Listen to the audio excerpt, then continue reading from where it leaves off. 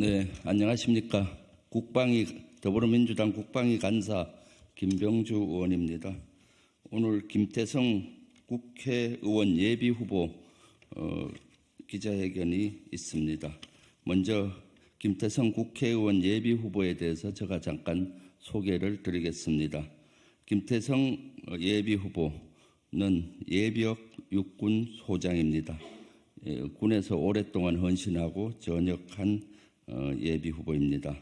김태성 예비후보는 신안군 임자도에서 태어나서 육사 44기로 졸업을 하고 군의 헌신을 오랫동안 했고 11사단장을 역임을 했습니다. 저는 군선배로서 11사단장과 군생활을 할 때 김태성 예비후보를 봤을 때 아주 누구보다도 군생활을 특출하게 했던 것으로 기억이 됩니다. 그리고 또한 장성이면서도 실제 그 당시 공부를 열심히 해서 행정학 박사학위까지 취득한 문무를 겸비한 장군으로도 그 당시 유명했었습니다. 그리고 전역을 좀 조기 전역을 했습니다. 이재명 대선 캠프를 돕기 위해서 조기 전역을 하고 그 당시 이재명 대선 캠프에서 평화번영위원회, 국방정책위원회 간사 및 부위원장으로서 평화안보정책 입안의 주도적인 역할을 하고 있습니다. 안보 분야의 최전문가라고 할 수가 있겠습니다. 그럼 기자회견을 하겠습니다.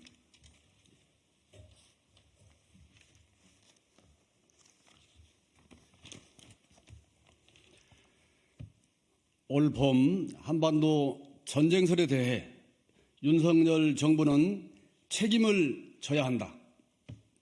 그리고 이를 예방하기 위한 대책을 강구하기를 촉구한다. 안녕하십니까. 더불어민주당 영암 무안 신안 국회의원 예비후보 김태성입니다. 최근 언론에 국내 4월 총선과 대만의 5월 총통 취임을 앞두고 미국 항공모함 5척이 한반도 인근에 집결할 것이라고 보도된 바 있습니다. 걸프전 이후에 최대 규모이고 한반도에서는 처음 있는 일이라고 합니다.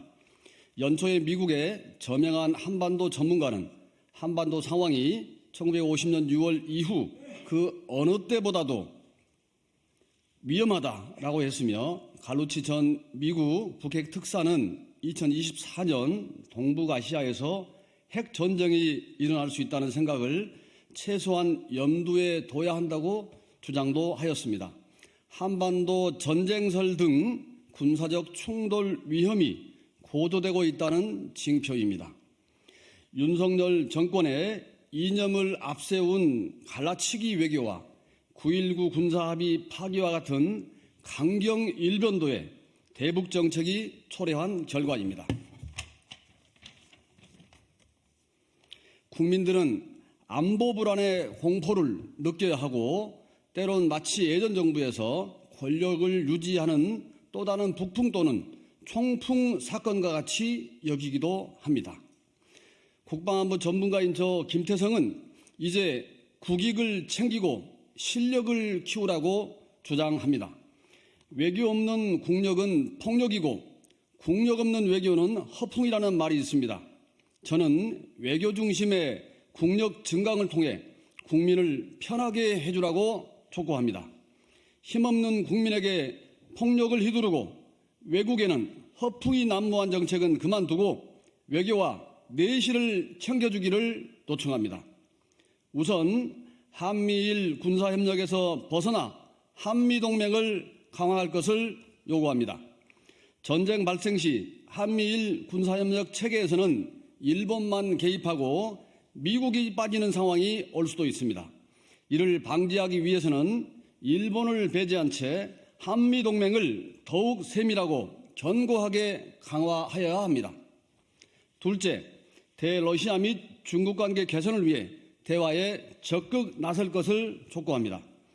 북한을 변화시키기 위해서는 우방국의 힘이 필요 조건이라면 중국과 러시아와 북한에 대한 영향력은 충분 조건이라고 할 수 있습니다.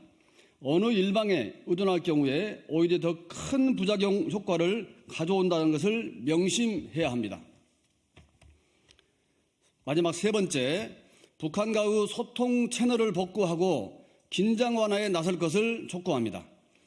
윤석열 정부 들어 통일부와 국방부 등의 남북 간 소통 채널이 완전히 단절되어 있으며 9.19 군사합의마저 파기되어 작은 충돌 하나가 국지전 또는 전면전으로 비화될 수 있는 상황입니다.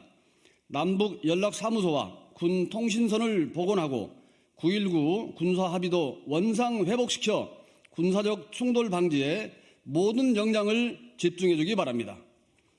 국민 여러분, 윤 정권의 국방 외교는 실패한 거나 다름이 없습니다. 제가 세 가지 제안을 드렸지만은 그동안의 행태를 보았을 때 윤석열 정권이 수용할 리는 만무합니다. 이번 국회의원 선거를 통해 안보와 외교를 바로잡도록 심판해야 합니다.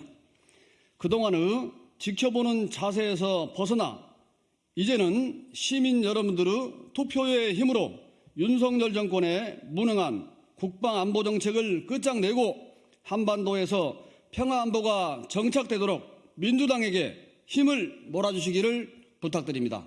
감사합니다.